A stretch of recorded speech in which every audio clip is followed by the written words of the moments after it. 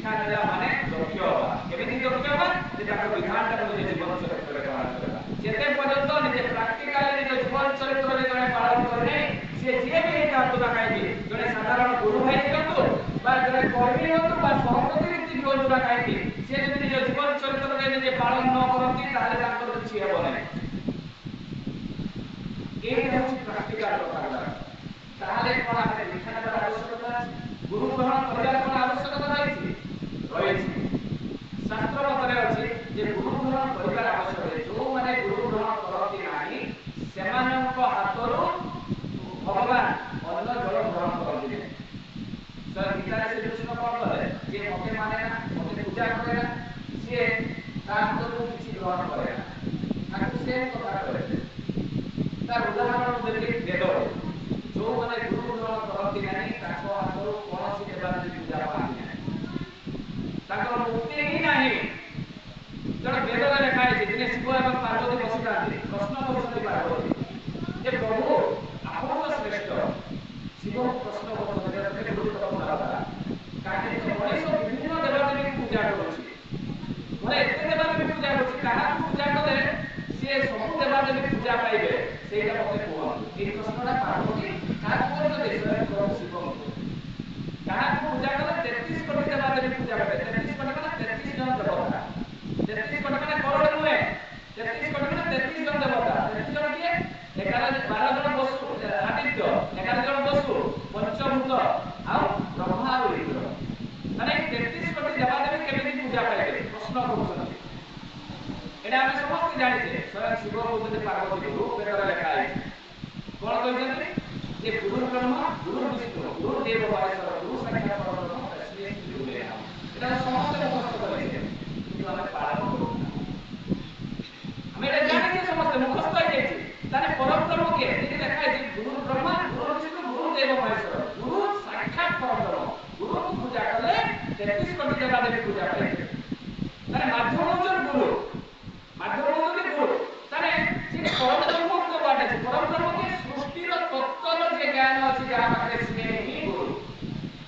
ତାହେଲେ କେତେ ବଡ ପ୍ରଶ୍ନ କଲେ ପୁଣି ପ୍ରଶ୍ନ କରୁଛନ୍ତି ପାର୍ବତୀ ଯଦି ପ୍ରଭୁ ଏଇ କଥା ଜାଣିଗଲେ ଗୁରୁଙ୍କୁ ପୂଜା କଲେ 33 କୋଟି ଦେବାଦେବୀ ପୂଜା ପାଇବେ ତାହେଲେ ମଣିଷ ମାନେ କାହାର ମନ୍ତ୍ର ଜପ କରିବ?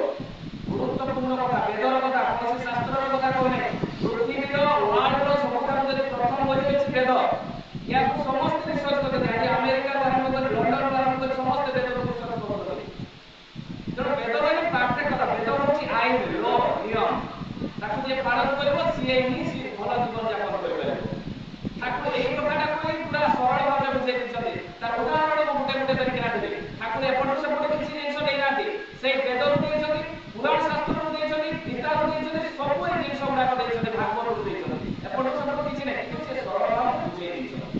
ମଣିଷ କେମିତି ଇଜିଲି ସହଜରେ ବୁଝିପାରିବ ସେ ଭାବରେ ସେ ବୁଝେଇ ଦେଇଛନ୍ତି। ପାର୍ବତୀ ପ୍ରଶ୍ନ କରିଛନ୍ତି ପ୍ରଭୁ କାହାର ମନ୍ତ୍ର ଜପ କରିବ?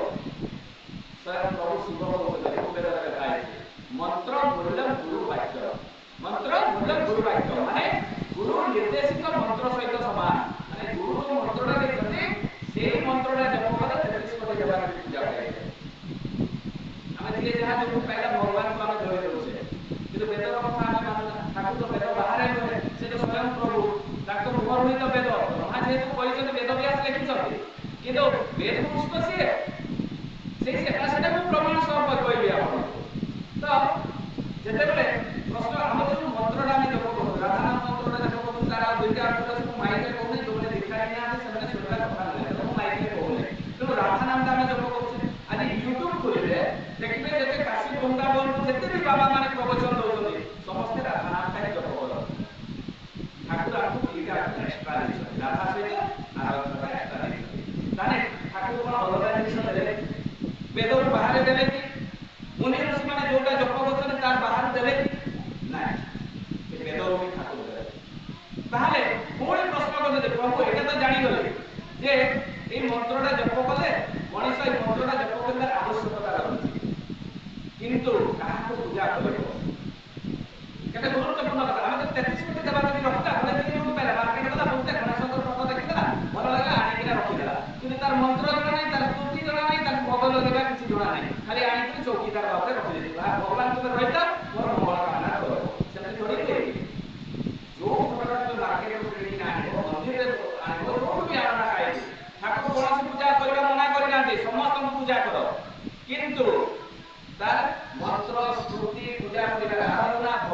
ପରିବାର ପ୍ରତ୍ୟେକ ଜିନିଷ ଜାଣିବା ଦରକାର। न जानिकिना रखिले କିଛି फायदा ହେବ ନାହିଁ। ବହୁତ ଲୋକଙ୍କୁ ମୁଁ ଦେଖିଛି ଘର ଦୁଆର କରି ହନୁମାନ ଫଟୋଟା ଟାଙ୍ଗି ଦେଇଥାନ୍ତି ଆଉ ସେଇଠି ଝିଟପିଟି ହଗିକିନା ପଳେଇଯାଏ, ସେଇଠି ପଖର ଉଠିକିନା ଯାଏ, ଗାଡ଼ି ମଟର ଯାଉଛି ସେଇଠି ଦୁଇ ଜିନିଷ ରୁହେ। ଆମେ ଭଗବାନଙ୍କୁ ଚୌକିଦାର କରିଦେଲେଣି, ମାନେ ଭଗବାନ ଅନ୍ତରରେ ରହିବା କଥା। ଆମେ ଭଗବାନଙ୍କୁ ଜଗେଇ ଦେଇଛେ ମୋ ଘରଟା ଜଗିଲା ଘଡ଼ି ସେମିତି ହୁଏ, ଯାହା ଘରେ ସେଇଭଳିଆ ଲଗାଇଛେ ତା ଘରେ ବେଶୀ ଥିବ। ଭଗବାନଙ୍କୁ ଅନ୍ତରରେ ରଖିବା କଥା, ମଜାକ କରିବା କଥା ନୁହେଁ। ଭଗବାନଙ୍କୁ ଆମେ ଯୋଉ ସଂକୀର୍ତ୍ତନ କରୁ ହରେ କୃଷ୍ଣ ହରେ କୃଷ୍ଣ କୃଷ୍ଣ କୃଷ୍ଣ ହରେ ହରେ ହରେ ରାମ ରାମ ରାମ ହରେ, এই ମହାମନ୍ତ୍ରଟା ବେଦରୁ ଆସିଛି। ତାର ଗୋଟେ ସ୍ୱର ଅଛି, ମୁନି ଋଷିମାନେ ଦେଇଥିଲେ, କିନ୍ତୁ ଆଜିର ଡେଟ୍ରେ କଣ ହଉଛି ତାକୁ ଆମେ ଡିସ୍କୋ ଡ୍ୟାନ୍ସ କରିଦେଇଛେ, ଛୁଆ ପୁଅ ମିଶିଗଲେ ତାକୁ ନାଚିଲେ ନାଚ ବନେଇ ଦେଇଛେ, ମନ୍ତ୍ରଟାକୁ ବି କଦର୍ଯ୍ୟ କରିଦେଲେଣି ଆଜିର ଡେଟ୍ରେ। ତାର ଚିନ୍ତା କରନ୍ତୁ ଆମେ କେତେ ଗ୍ଲାନି ହେଇଯାଇଛି ଆଜି ସମାଜ ଭାରତବର୍ଷରେ। ଆମେ ସନାତନ ଧର୍ମକୁ କେବଳ ଆମେ ଟ୍ରିଟ୍ କରୁଛେ, ମାନେ ଆମର ଦିମାଗ କେମିତି ହେଇଯାଇଛି ଚିନ୍ତା କରନ୍ତୁ। ଆମେ ସେଇଟା ମନ୍ତ୍ରଟାକୁ ଆମେ ସହଜ ବୋଲି ଭାବି ନେଉଛେ, ତାକୁ ହୃଦୟରେ ଆମେ ତାକୁ ଗ୍ରହଣ କରୁନେ। ଭଗବାନଙ୍କୁ ଆମେ ଖେଳନା ବୋଲି ଭାବି ଦେଇଛେ। ରାସ୍ତାଘାଟ କାଠରେ ଶିବଙ୍କର ଫଟୋ ତିଆରି କରୁଛନ୍ତି ଆମର ଗଭର୍ଣ୍ଣମେଣ୍ଟ, ତାହେଲେ କେତେ ଶସ୍ତା ହେଇଯାଇଛି ଭଗବାନ। ଅନ୍ତରରେ ରଖିବାର ଜିନିଷ ଏଇଟା ନାହିଁ। ପୁଣି ପାର୍ବତୀ ପ୍ରଶ୍ନ କରୁଛନ୍ତି, ପ୍ରଭୁ କାହାକୁ ପୂଜା କରିବ ମଣିଷ? ଋଗ୍ବେଦରେ ଲେଖା ହେଇଛି ପୂଜ୍ୟଂ ଗୁରୁ ପାଦଂ। ଭଗବାନ କହିଲେ କି ମତେ ପୂଜା କର, ପାର୍ବତୀକୁ କହିଛନ୍ତି ନା, ପୂଜ୍ୟଂ ଗୁରୁ ପାଦଂ ଋଗ୍ବେଦରେ ଲେଖା ହେଇଛି, ମାନେ ଗୁରୁଙ୍କର ପାଦକୁ ପୂଜା କରିବା କଥା କହିଛନ୍ତି। ପୁଣି ପ୍ରଶ୍ନ କରୁଛନ୍ତି ଯେ ପ୍ରଭୁ ଏଇଟା ତ ଜାଣିଗଲି ଯେ ଗୁରୁଙ୍କୁ ପୂଜା କରିବା କଥା, ହେଲେ ଗଲେ 33 କୋଟି ଦେବାଦେବୀ ପୂଜା ପାଇବେ, କାହାର ମନ୍ତ୍ର ଜପ କରିବା କଥା ଜାଣିପାରିବି, କାହାକୁ ପୂଜା କରିବା କଥା ଜାଣିପାରିବି, କିନ୍ତୁ ଧ୍ୟାନ କାହାକୁ କରିବ ମଣିଷ? ଧ୍ୟାନ ମୂଲ୍ୟ ଗୁରୁ ମୂର୍ତ୍ତି ଋଗ୍ବେଦରେ ଲେଖା ହେଇଛି। ଧ୍ୟାନ ମୂଲ୍ୟ ଗୁରୁ ମୂର୍ତ୍ତି, ତାହେଲେ ଆମେ ଯୋଉ ଚକ୍ରପଟରେ ନାମ କରୁ ସେଠି କାହାର ଫଟୋ ଅଛି? ଆମ ଗୁରୁଙ୍କର ଫଟୋ ଅଛି। ଠାକୁର କଣ ଏପଟ ସେପଟ ଦେଇଛନ୍ତି? କୌଣସି ଜିନିଷ ଏପଟ ସେପଟ ଦେଇନାହାନ୍ତି, ସବୁ ବେଦରୁ ଦେଇଛନ୍ତି। ଆମେ ବୁଝି ହିଁ ପାରୁନା, ଆମେ ଜାଣି ହିଁ ପାରୁନା। ତାହେଲେ ଆମେ ଯଦି ଚକ୍ରପଟକୁ ସାମ୍ନାରେ ରଖିକିନା ଧ୍ୟାନ କରୁ, ସେଟା କାହାର ଫଟୋ ଥାଏ? ଗୁରୁଙ୍କର ଫଟୋ ଥାଏ। ଛୋଟ ଫଟୋ ଥାଏ, ଛୋଟ ଫଟୋ ଥାଏ, ଆମେ ତାକୁ ଧ୍ୟାନ କରୁ। ତାହେଲେ ବେଦରେ ଯାହା ଲେଖା ହେଇଛି ଠାକୁର ତ ସେଇଗୁଡ଼ା ଦେଇଛନ୍ତି। ଶେଷ ପ୍ରଶ୍ନ ପଚାରିଛନ୍ତି ପାର୍ବତୀ ପ୍ରଭୁ ଶିବଙ୍କୁ, ପ୍ରଭୁ ତାହେଲେ ମଣିଷ ମୋକ୍ଷ ପାଇବ କେମିତି? ମୋକ୍ଷ ମୂଲ୍ୟ ଗୁରୁ କୃପା, ଗୁରୁଙ୍କର କୃପା ହେଲେ ସେ ମୋକ୍ଷ ପ୍ରାପ୍ତି ପାଇବ। କୃପା ମାନେ କଣ? ପରେ ପାବା। ମୋକ୍ଷ ମାନେ କଣ? ପରେ ପାବା, ମାନେ କୃପା ମାନେ ସେ ଯଦି କରିବ, ଆଚରଣରେ କରିବ, ତାହେଲେ ସେ ମୋକ୍ଷ ପାଇବ।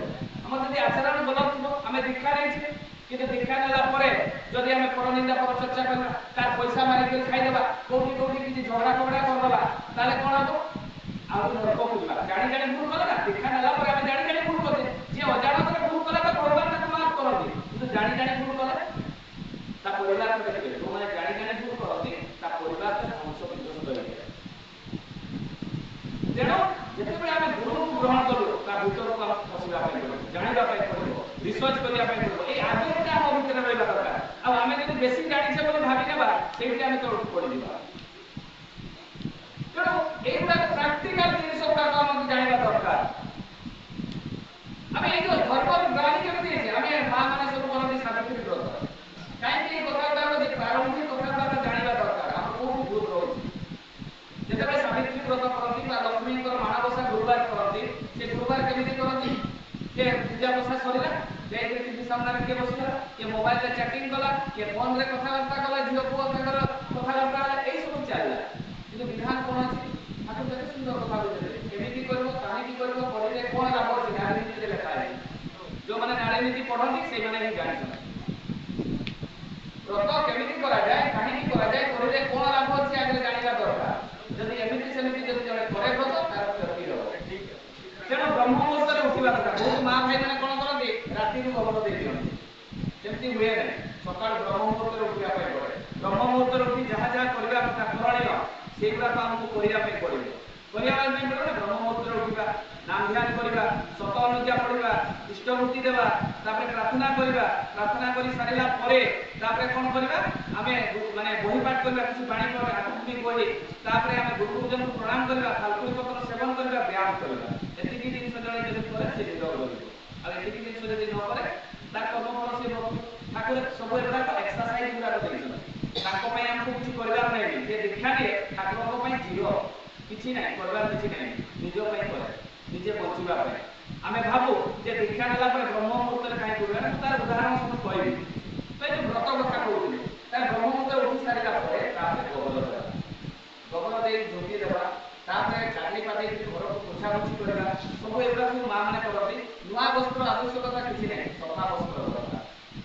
ସାବିତ୍ରୀ ବ୍ରତରେ ଯଦି ଲୁଗାଟା ନ ଆସିଲା ସେଦିନ ଗଲା ସାବିତ୍ରୀ।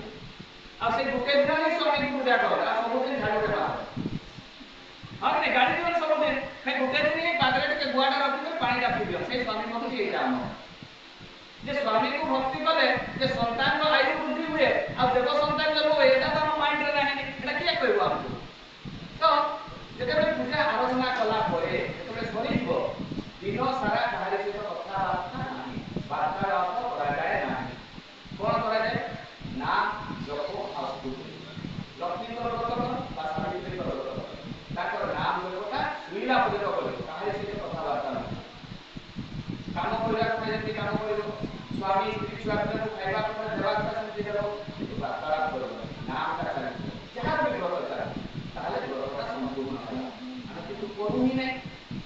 ଆମକୁ କେହି ଜଣେ କହିଲେ ସିନା ଆମେ କରିବୁ। ସେ ତ ନନାଟା ପୂଜା କଲା ପଇସା ପାଇଲା ସେ ତାର ପଳେଇଲା ତାପରେ ସରିଲା। ତେଣୁ ଆମେ ଗୁରୁଙ୍କୁ ଧରିଲେ ଏଇ ଜିନିଷ ଗୁଡାକ ଆମେ ଜାଣୁ। ଯେତେ ପର୍ଯ୍ୟନ୍ତ ଆମେ ଗୁରୁଙ୍କୁ ଧରିବାନି ସେତେ ପର୍ଯ୍ୟନ୍ତ ଆମର ଜ୍ଞାନ ହିଁ ହେବନି। ତେଣୁ ଏଇ ଛୋଟ ଛୋଟ ଗୁରୁ ଗୁଡାକ ଯେତେ ପର୍ଯ୍ୟନ୍ତ ଆମେ ଆଲୋଚନା ନ କରିବା କୌଣସି ଦାଦାମାନଙ୍କ ସହିତ ସେତେ ପର୍ଯ୍ୟନ୍ତ ଆଗେଇ ପାରିବା ନାହିଁ। ଆମର ଭୁଲଟା କୋଉଠି ରହୁଛି। ତେଣୁ ଏଇ ଯୋଉ ଗୁରୁ ଗ୍ରହଣ କରିବା ଭିତରେ ବହୁତ ଲୋକ କ'ଣ କରନ୍ତି ଦୀକ୍ଷା ଛାଡ଼ି ଦିଅନ୍ତି, କେହି କରନ୍ତି ନାହିଁ। ଏତେ ଦିନ ହେଲା ଦୀକ୍ଷା ନେଲେ କାହିଁ ମୋର କିଛି ଲାଭ ହେଲା। ଏଇ କଥାଟା ସମସ୍ତେ ଚିନ୍ତା କରନ୍ତି। 2 ଜଣ ଭିକାରୀ ଥିଲେ, ସେମାନେ କ'ଣ କରୁଥିଲେ ରାସ୍ତାରେ ଯାଉଥିଲେ, ଯାଉଥିବା ସମୟରେ ଗୋଟେ ଜାଗାରେ ସତ୍ସଙ୍ଗ ହଉଛି। ସେଠି ରୀତିକ ଦାଦା ସମ୍ପ୍ରତି ରୀତିକ ଦାଦା କହୁଛନ୍ତି ଯେ ଶ୍ରୀ ଠାକୁର ଅନୁକୂଳ ଦୀକ୍ଷା ନେବ ତାର ଦୁଃଖ ସବୁ ଦୂର ହେଇଯିବ, ସୁଖ ଶାନ୍ତିରେ ରହିବ। ସେ 2 ଜଣ ସ୍ୱାମୀ ସ୍ତ୍ରୀ ଭିକାରୀ ଶୁଣି ପାରିଲେ କହିଲେ ଠାକୁର ଅନୁକୂଳ ଦୀକ୍ଷା ନେଲେ ଦୁଃଖ ଦୂର ହେଇଯିବ, ସୁଖ ଶାନ୍ତିରେ ରହିବ।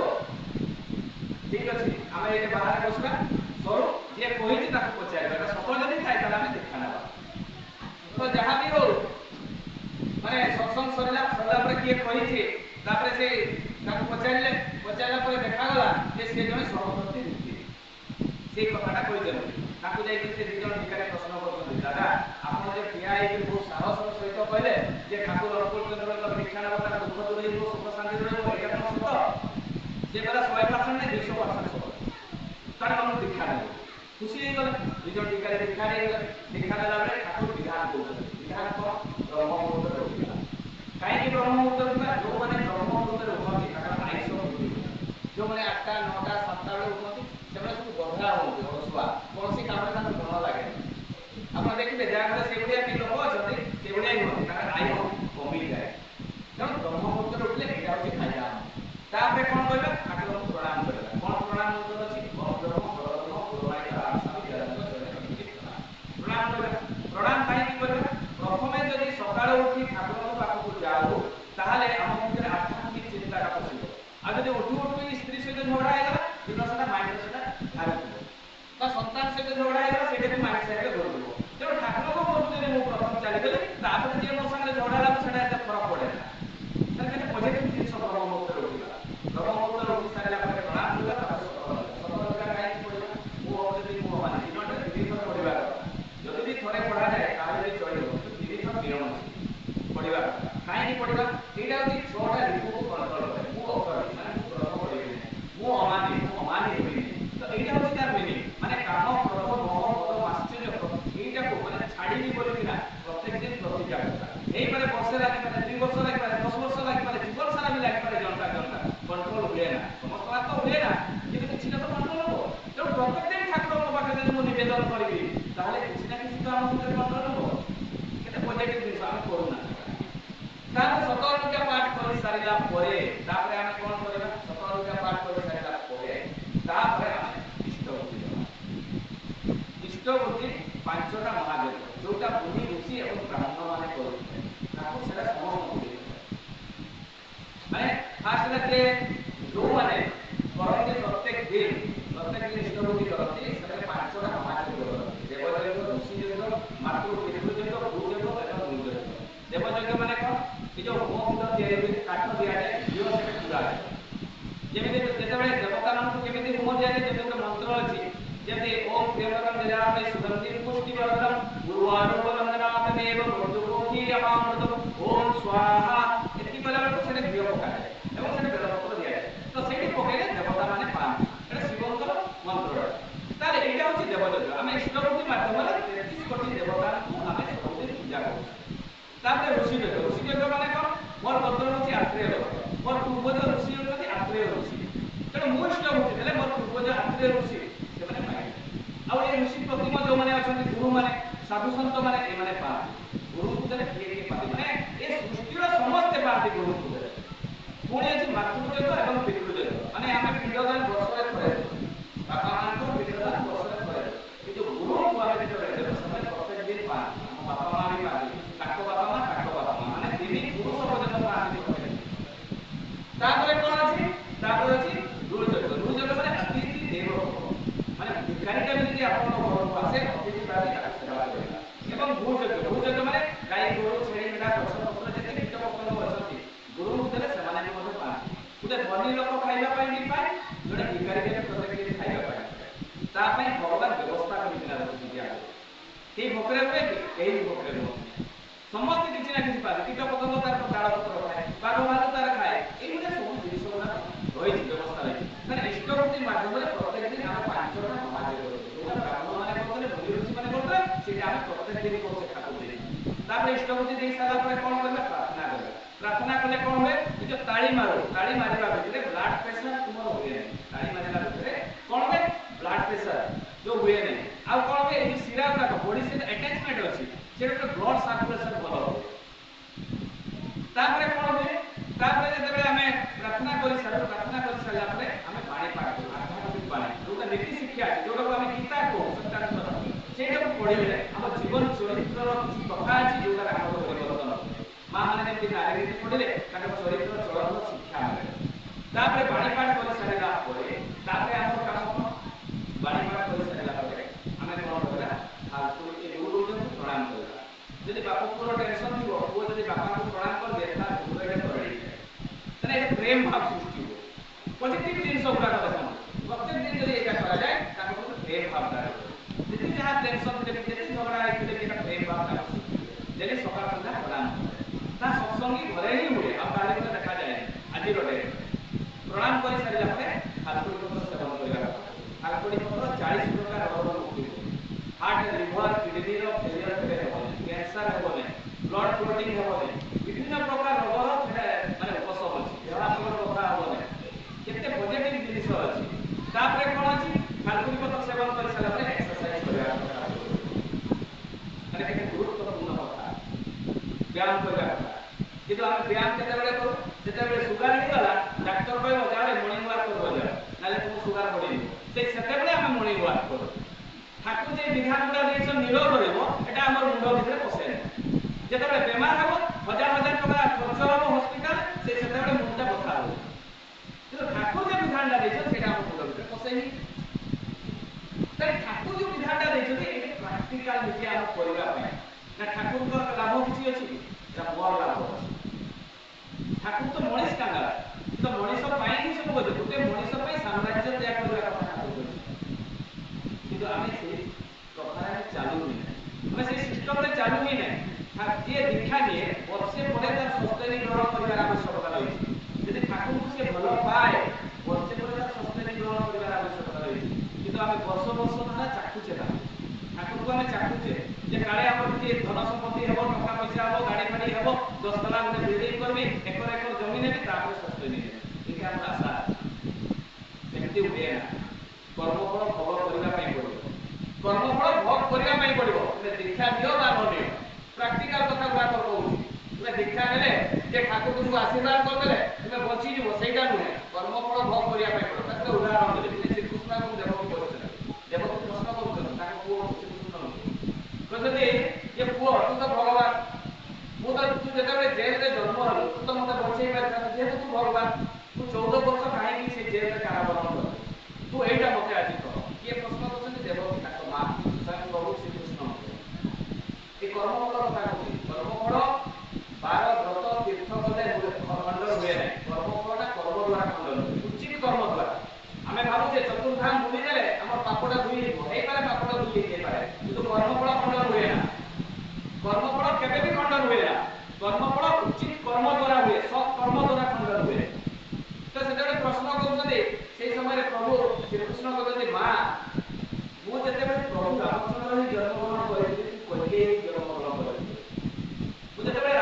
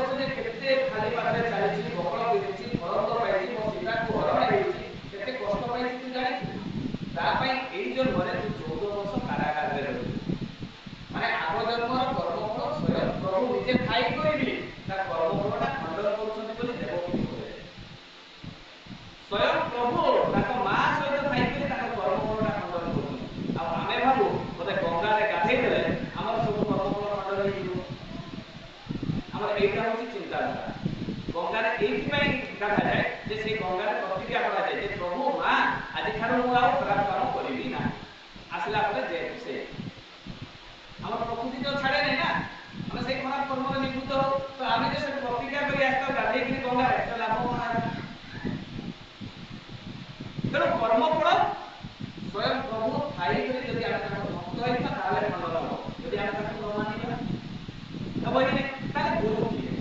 ଯଦି ଏଇଟା ବି ପ୍ରଶ୍ନ ଆସେ ଗୁରୁ କିଏ? ଦିନେ କଣ ହେଇଛି ଆମେ ପ୍ରଶ୍ନ ବହୁତ ଜଣକାର ଆସେ ଗୁରୁ କିଏ ହୁଅନ୍ତି? ବାରମ୍ବାର କିଏ ହେଇକି ଆସନ୍ତି? ସ୍ୱୟଂ ଗୀତାରେ ଲେଖା ହେଇଛି ଶ୍ରୀକୃଷ୍ଣ ନିଜେ କହିଛନ୍ତି ଯଦା ଯଦା ହି ଧର୍ମସ୍ୟ ଗ୍ଲାନିର୍ଭବତି ଭାରତ। ଲେଖା ହେଇଛି ନା ଯେ ଯେତେବେଳେ ଗ୍ଲାନି ହବ ମୁଁ ଆସିବି। ନା ମନା କଲେ ଶ୍ରୀକୃଷ୍ଣ ଗୀତାରେ ମୁଁ ଆସିବିନି ବୋଲି ମନା କଲେ? ସେ କହିଲେ ନା ଯେ ମୁଁ ଆହୁରି ଆସିବି, ବାରମ୍ବାର ଆସିବି। ଯେତେବେଳେ ଗ୍ଲାନି ହବ କଣ ଏଇ କଳିଯୁଗରେ ଗ୍ଲାନି ହେଇନି? ପ୍ରତ୍ୟେକ ଘରେ ରାକ୍ଷସ ସୃଷ୍ଟି ହେଇଛନ୍ତି। ପ୍ରତ୍ୟେକଟି ଘରେ ରାକ୍ଷସ ସୃଷ୍ଟି ହେଇଛନ୍ତି, ରାକ୍ଷସଣୀ ସବୁ ସୃଷ୍ଟି ହେଇଛନ୍ତି। ସ୍ୱାମୀ ସ୍ତ୍ରୀରେ ଭଲ ସମ୍ପର୍କ ନାହିଁ, ପିତା ପୁତ୍ରରେ ସମ୍ପର୍କ ଭଲ ନାହିଁ, ଆଜି ପଢା ପଡୋଶୀ ସହିତ ଭଲ ସମ୍ପର୍କ ନାହିଁ। ତାହେଲେ ଆଜି ସବୁ ଘରେ ରାକ୍ଷସ ସୃଷ୍ଟି ହେଇଛନ୍ତି। କଣ ଭଗବାନ ଆସିବାର କୌଣସି ଆବଶ୍ୟକତା ନାହିଁ କି? ଆସିବାର ଅଛି। ଯେହେତୁ ସ୍ୱୟଂ ପ୍ରଭୁ ଶ୍ରୀକୃଷ୍ଣ କହିଛନ୍ତି ତେଣୁ ତ ଆସିଛନ୍ତି, ହଁ କି ନାହିଁ? ତେଣୁ ସେଇଦିନ ଅର୍ଜୁନ ଯେତେବେଳେ ଗୀତା କଥା ବୁଝାଉଛନ୍ତି ଶ୍ରୀକୃଷ୍ଣ, ଅର୍ଜୁନଙ୍କ ମୁଣ୍ଡ ଭିତରେ ଆଉ କିଛି ପଶୁ ନାହିଁ। ସେତେବେଳେ ସ୍ୱୟଂ ଶ୍ରୀକୃଷ୍ଣ କହୁଛନ୍ତି ତୁମେ ଗୁରୁ ଗ୍ରହଣ କର, ତାହେଲେ ଯାଇକି ତୁମ ସଦଜ୍ଞାନ ଆସିବ। କହିଲେ ପ୍ରଭୁ ଆପଣ ତ ଶ୍ରେଷ୍ଠ, ଆପଣ ଦୀକ୍ଷା ଦେଇଦିଅନ୍ତୁ। ଶ୍ରୀକୃଷ୍ଣଙ୍କୁ କହୁଛନ୍ତି କହିଲେ ନାଇଁ ମୁଁ ଦୀକ୍ଷା ଦିଏ ନାହିଁ। ଯଦି ତୁମେ ଦୀକ୍ଷା ଦିଅ ନାହିଁ ତାହେଲେ ଦୀକ୍ଷା ଦେବ କିଏ? ତାହେଲେ ସକାଳୁ ଯିଏ ଉଠିବ ଯାହାର ଦୁଃଖ ଦର୍ଶନ କରିବ ସିଏ ହିଁ ଦୀକ୍ଷା ଦେବ। ଅର୍ଜୁନ ଗଲେ ଯୁଦ୍ଧ ଶିବିରରେ ଶୋଇଲେ, ଶୋଇ ସାରିଲା ଉଠିଲା ପରେ ଦେଖିଲା ବେଳକୁ ସେ ଯେତେବେଳେ ଉଠୁଛନ୍ତି ଗୋଟେ ମୁଚିର ଦର୍ଶନ ହେଇଯାଇଛି। ବୋଲେ ଏସବୁ ମୁଚିଟାକୁ ମୁଁ କେମିତି ଦୀକ୍ଷା ନେବି? ମୁଁ ତ ରାଜଘରର ପିଲା, ଏ ନିଚ ବର୍ଣ୍ଣର ଲୋକଟାକୁ ମୁଁ ଦେବ ଗୁରୁ ହବ, ମୁଁ ଦୀକ୍ଷା ନେବିନି। ତାକୁ କଣ କଲେ? ପୁଣି ଚିନ୍ତା କଲେ ଯେ ମୋର ପ୍ରଭୁ ଶ୍ରୀକୃଷ୍ଣ କହିଛନ୍ତି ତ ଦୀକ୍ଷା ନେବା ପାଇଁ ହିଁ ପଡିବ। କଣ କରାଯିବ? ମୁଁ ଯାଏ ମୋ ଏଇଟା ମୁଚିଟାକୁ ସେ ବନ୍ଦ କରିଦିଏ ଗୋଟେ ରୁମରେ, ବାନ୍ଧି ଦେଇକି ଯିବି କୃଷ୍ଣଙ୍କ ପାଖକୁ, ତାପରେ ଆସିବି, ତାପରେ ଯାଇ ଯାହା ହବ। ତ ଯାହା ବି ହଉ ସିଏ ଗଲେ କୃଷ୍ଣଙ୍କ ପାଖକୁ, ଯାଇକି କହିଲେ ଗୋଟେ ମୁଚିଟାକୁ ପ୍ରଥମ ଦର୍ଶନ କରିଦେଲି ଆଉ ତାକୁ ମୁଁ ଦୀକ୍ଷା ନେବି।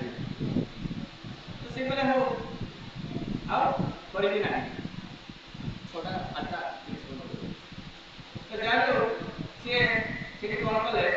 ମୁଚିଟାକୁ ଯେତେବେଳେ ସିଏ ବାନ୍ଧିକିନା ଆସିଲେ ଶ୍ରୀକୃଷ୍ଣ ଦୌଡ଼ି ଦୌଡ଼ି ଆସିଲେ, ଯେତେବେଳେ ଶୁଣିଲେ ଆସିକି ଯେତେବେଳେ ଅର୍ଜୁନଙ୍କୁ କବାଟଟା ଖୋଲେ, ଯେତେବେଳେ କବାଟଟା ଖୋଲିଛନ୍ତି ସେ ସମୟରେ ଦେଖୁଛନ୍ତି ସ୍ୱୟଂ ଶିବ ବସିଛନ୍ତି। ସ୍ୱୟଂ ଶିବ କାହାର ନାମ କରିଲେ? ବିଷ୍ଣୁଙ୍କର ନାମ କରିଲେ ଅର୍ଜୁନଙ୍କୁ, ଓମ୍ ବିଷ୍ଣୁବାୟ ନମଃ। ତାହେଲେ ବାରମ୍ବାର ବାରମ୍ବାର ସେଠି ପ୍ରତିଜ୍ଞା ମାନେ ସେଠି ପ୍ରମାଣ କରି ଦେଖେଇଦେଲେ ଯେ ବାରମ୍ବାର ବାରମ୍ବାର ସ୍ୱୟଂ ବିଷ୍ଣୁ ହିଁ ଗୁରୁ ହିସାବରେ ଆସନ୍ତି। ଆମେ ବହୁତ ଲୋକ ଦେଖୁ ବିଭିନ୍ନ ପ୍ରକାର ଗୁରୁ ଧରନ୍ତି, କିଏ ଶିବ ଗୁରୁ, କିଏ ଦୁର୍ଗା ଗୁରୁ, କିଏ ଗୁରୁ। ଯେତେବେଳେ ଶିବଙ୍କୁ ଏଇଟା ପ୍ରଶ୍ନ କରାଯାଇଛି ଯେ ପ୍ରଭୁ ପାର୍ବତୀ ପ୍ରଶ୍ନ କରିଛନ୍ତି ଯେ ପ୍ରଭୁ ଆପଣ ତ ଭକ୍ତମାନେ ଜଣେ ଯଦି ମୋକ୍ଷ ପ୍ରାପ୍ତି ଚାହେଁ ତାହେଲେ କାହାର ଆରାଧନା କରିବ? ସେ କହିଲେ ଶିବ ଭକ୍ତ ଶିବ ଲୋକକୁ ଯିବ, ମରିଲା ପରେ କୋଉଠୁ ଯିବ? ଶିବ ଲୋକକୁ। କିନ୍ତୁ ସିଏ ଯଦି ମୋକ୍ଷ ଚାହେଁ ତାହେଲେ ବିଷ୍ଣୁଙ୍କର ଆରାଧନା କରତେ ହେବ। ତାହେଲେ ଆମେ କଣ ବିଷ୍ଣୁଙ୍କର ଡାଇରେକ୍ଟ ଆରାଧନା କରୁନା? ମାଳିକାରେ ଲେଖା ହେଇଛି 600 ବର୍ଷ ପୂର୍ବରୁ ଶିଶୁ ଠାକୁରଙ୍କ କଥା ନା, ମାଳିକାରେ ଲେଖା ହେଇଛି। ବୈବର୍ତ ପୁରାଣରେ ଲେଖା ହେଇଛି ଶିଶୁ ଠାକୁରଙ୍କ କଥା। ଆମେ ଯୋଉ ବିଷ୍ଣୁ ସହସ୍ର ନାମ କ୍ୟାସେଟଟା ବଜାଉଛେ ସେଇଠି ଠାକୁରଙ୍କ ନାମ ଅଛି। କେତେ ପ୍ରମାଣ ଦରକାର ସେ ସ୍ୱୟଂ ବିଷ୍ଣୁ ନାରାୟଣ ବୋଲିକିନା? ତାଙ୍କର ଛୋଟ ଥିଲା ବେଳେ ବିଷ ବଟିକା ଏତେ ମେଞ୍ଚେ ଖାଇ ଦେଇଥିଲେ, ସେମିତି ବିଷ ବଟିକା କେହି ଖାଇକି ବଞ୍ଚିପାରିବ ଆଜିର ଡେଟ୍ରେ? ତ ଇଏ ସାଧାରଣ ଲୋକ କି? ସେ ଜଣେ କେଷ୍ଟଦାଙ୍କ ପାଖରେ ବସିଛନ୍ତି, କେଷ୍ଟଦା ଯେତେବେଳେ ଜହ୍ନ ଆଡକୁ ଅନେଇଛନ୍ତି କେଷ୍ଟଦା ପ୍ରଶ୍ନ କରୁଛନ୍ତି ଠାକୁର ଆପଣ ଜହ୍ନକୁ କାହିଁକି ଅନେଇଛନ୍ତି? ଆପଣ କଣ ଜହ୍ନକୁ ଯାଇଥିଲେ? କେଷ୍ଟଦା ପ୍ରଶ୍ନ କରୁଛନ୍ତି। କୃଷ୍ଣଚନ୍ଦ୍ର ଭଟ୍ଟାଚାର୍ଯ୍ୟ ଯିଏ ସିଭି ରମଣଙ୍କ ପାଖରେ ସାଇଣ୍ଟିଷ୍ଟ ଭାବରେ ଥିଲେ ପ୍ରଶ୍ନ କରୁଛନ୍ତି। ଠାକୁର କହୁଛନ୍ତି ମୁଁ ଯେତେବେଳେ ମା ଗର୍ଭକୁ ଆସିଲି ସେ ଗ୍ରହ ନକ୍ଷତ୍ର ଦେଇକିନା ତ ଆସିଲି, ତାହେଲେ ଠାକୁର ଚନ୍ଦ୍ରରେ କଣ ଅଛି କୁହନ୍ତୁ? କେତେ ବର୍ଷ? 100 ବର୍ଷ ପୂର୍ବରୁ ଠାକୁର କହିଥିଲେ, ମାନେ 136 ବର୍ଷ ପୂର୍ବରୁ କଥା ଯେତେବେଳେ ସିଏ ଆସିଛନ୍ତି କେଷ୍ଟଦାକୁ 100 ବର୍ଷ ପୂର୍ବରୁ କହିଛନ୍ତି। କହିଲେ ସେଠି ଲମ୍ବା ଲମ୍ବା ଗଛ ଅଛି, ଲୋମଜ ସବୁ ପଶୁ ଅଛନ୍ତି। ଆଜିର ବୈଜ୍ଞାନିକ ଏଇନା ଟେଷ୍ଟ କରିକିନା ପାଇଲେ। ଠାକୁର କଣ ସେତେବେଳେ ଦୂରବୀକ୍ଷଣ ଯନ୍ତ୍ରରେ ଦେଖିଥିଲେ? ସ୍ୱୟଂ ବସିକିନା କହିଥିଲେ। ଠାକୁରଙ୍କୁ ପୁଣି ପ୍ରଶ୍ନ କରୁଛନ୍ତି ଠାକୁର ସେଇ ପାଖରେ ତ ମଙ୍ଗଳ ଗ୍ରହଟା ଅଛି ସେଠି କଣ ଅଛି? ଯେତେବେଳେ ପ୍ରଶ୍ନ କରୁଛନ୍ତି ମଙ୍ଗଳ ଗ୍ରହରେ କାରେଣ୍ଟ ଆସୁଛି ଯୋଉଟା ସାଇଣ୍ଟିଷ୍ଟ ମାନେ ବୈଜ୍ଞାନିକ ମାନେ କେଚ୍ କରିପାରିଥିଲେ। এই কথাটা যেତେବେଳେ କହିଲେ ସମସ୍ତେ ଆଶ୍ଚର୍ଯ୍ୟ ହେଇଗଲେ। ଆଜିର ଡେଟ୍ରେ ବୈଜ୍ଞାନିକ ମାନେ ମଙ୍ଗଳ ଗ୍ରହରୁ ଗୋଟେ କାରେଣ୍ଟ ଆସୁଛି ବୋଲିକିନା ଜାଣିଛନ୍ତି। ମାନେ ଠାକୁର କେତେ ବର୍ଷ ପୂର୍ବରୁ କେଷ୍ଟଦାକୁ କହିଲେ? ଏଇ କଣ ସାଧାରଣ ଜଣେ ମଣିଷ? ଆମେ ବୁଝି ହିଁ ପାରୁନା। ଆମେ ସରଳ ଭାବରେ ଧରୁ ଗୋଟେ ଘରେ ରଖିଛୁ ଫଟୋଟା ଆମର କିଛି ମଙ୍ଗଳ ହବ। ଠାକୁର ଦେଇଥିବା କଥା ଗୁଡାକ ନିଜେ ଜୀବନ ଚରିତ୍ରରେ ଯଦି ପାଳନ କରୁନା କିଛି ବି ହବନି। ସେଦିନ ସେ ଭିକାରୀ 2 ଜଣ ଦୀକ୍ଷା ନେଲେ, ଗଲେ ଘରକୁ, ପାଳନ କଲେ ଦୀକ୍ଷା। ପାଳନ କଲା ପରେ କଣ ହେଲା? 5 ବର୍ଷ ପର୍ଯ୍ୟନ୍ତ ପାଳନ କଲା ପରେ କିଛି ବି ତାଙ୍କ ଲାଭ ହେଲା।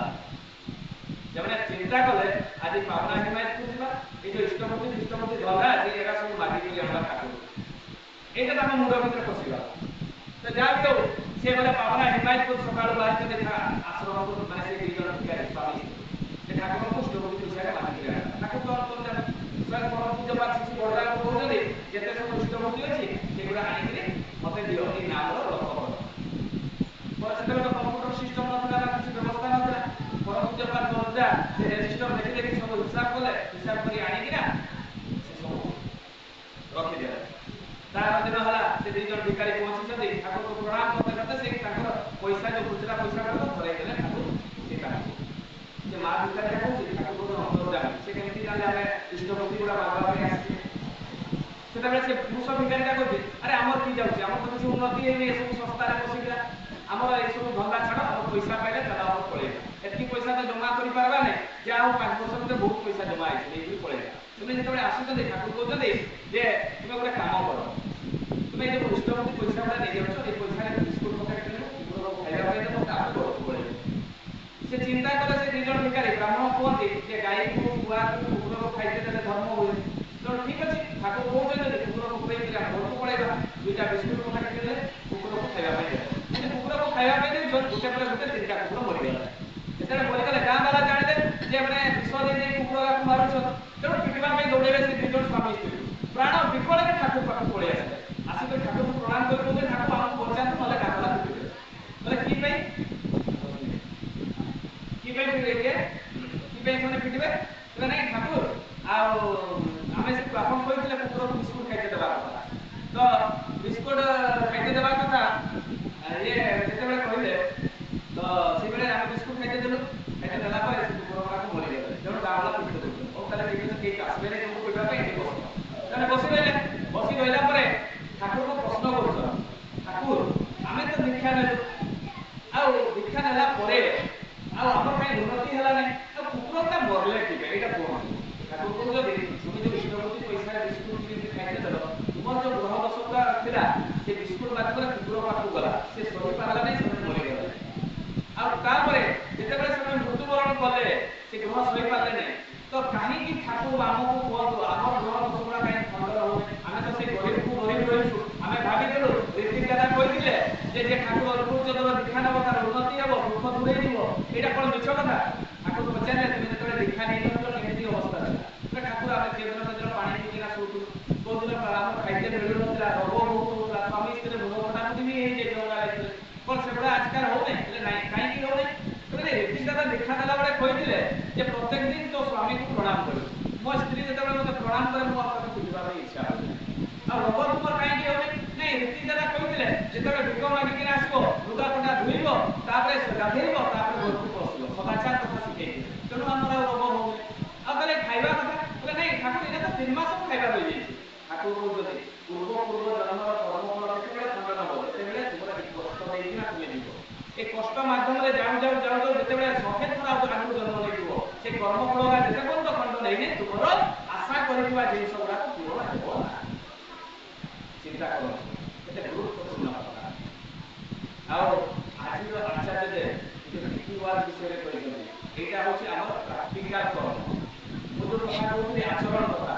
आमे भाबो ए के घरारे मारिबो ए करबो ए बसी रे दिबा सुई रे दिबा किंतु ए कर्म माध्यम रे ग्रह दश दुख विपरीत होय मनडा जेतेबे डिपिवाद रे थाए सेतेबे ए जो ग्रह दश दुख विपरीत का डिपिवाद रे पड़ी जाए गुटे गुरु भाई मां घर को दिबा तार प्रॉब्लम बुझिबा तार दुख सुख बुझिबा तार संतान माने केमिति अछंती केमिति नै सब जेतेबे बुझिबा आलोचना हबो ए समाधान माध्यम रे निजे परिवर्तन नै दिबा से जहा परिवार तक बुझेले से परिवर्तन हो न हो मु तो निजे परिवर्तन नै दिबी ए बुझे प्रैक्टिस करि चलिबी एवं बही पढिबार आरंभ करदेबी जने प्रश्नटी पचारबो तार उत्तर मु देई पारबी नै ता आगे आसीबे बही देले आरंभ करदेबी काहे कि बही देले आरंभ करबी मते ताको रेफर देबा पई पड़े आज जने गुरु भाई मते साक्षी रे प्रश्न गले जे सब संस्थार मेडिकल अछि काई सत्संग मेडिकल नै काई मु बोली एही पई सत्संग मेडिकल नै सब मेडिकल रे सत्संग डॉक्टर अछि आ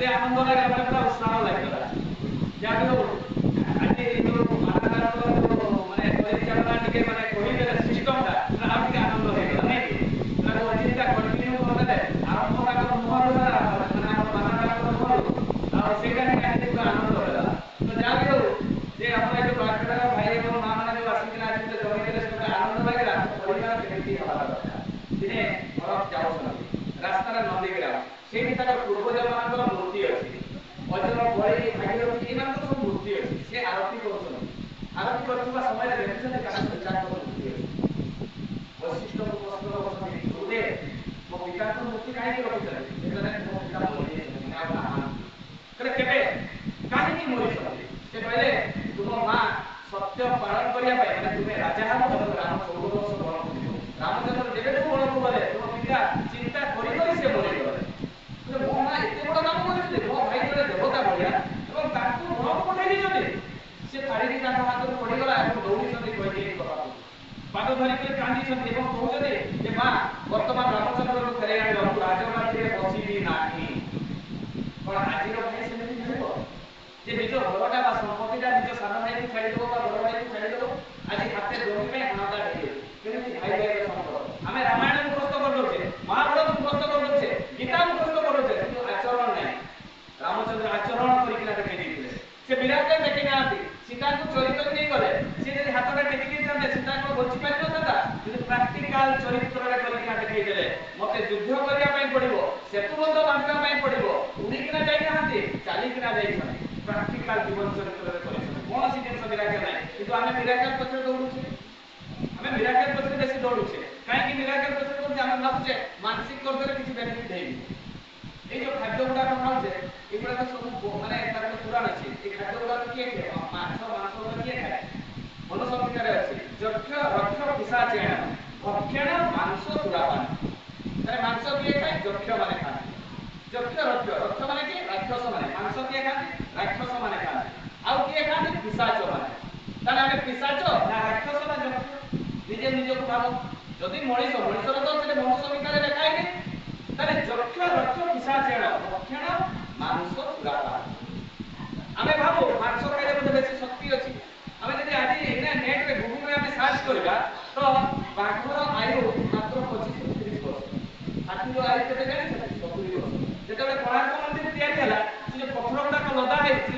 सेतबे क्रेन बा जेसीबी नथिला ए हाथी माध्यम रे टेकी टेकी टाणी टाणी जल्दी करा है आमे जदि बाघ को हळ करैबा से हळ करि पारिबो से बडा हिंसर को बदमा से खाली मांस खाए तार माइंड ता खाली मांस खाइबा हे जे खाए किंतु गाय को जदि लगैबा ताने से हळ करि पारे हां कि नहीं किंतु आमे भाबो जे ओते बाघर बेसी खाए आई तो पायलट चलाते एरोप्लेन चलाते ताको प्याज रसम माछ मांस खाइबा वास्तव में घंटा बंद करा है ता होले कि समय प्लेन चलते काहे कि जो माने कथाटा जो एनसाटा जो माने माछ मांस खाती रे 1 सेकंड रे कहि पारिबो ताको मिनिमम कोन हुए 5 सेकंड लागे जो माने एरोप्लेन चलाते जो माछ मांस की ऐसा नहीं बोले बहुत लोग मुझे नहीं गिर जाता प्लेन पे स्क्रैच है बात होता है चिंता करो हमें किसी एटा बुझू ही नहीं तेणु एगुड़ा तो हमको जानवा दरकार शास्त्र जानवा दरकार बर्तमान तो नेट रो माय हे जेछि हमें यूट्यूब रे सर्च करबा कोथरे बेसी कागज अछि खाद्य एटा तो हमें जानवा दरकार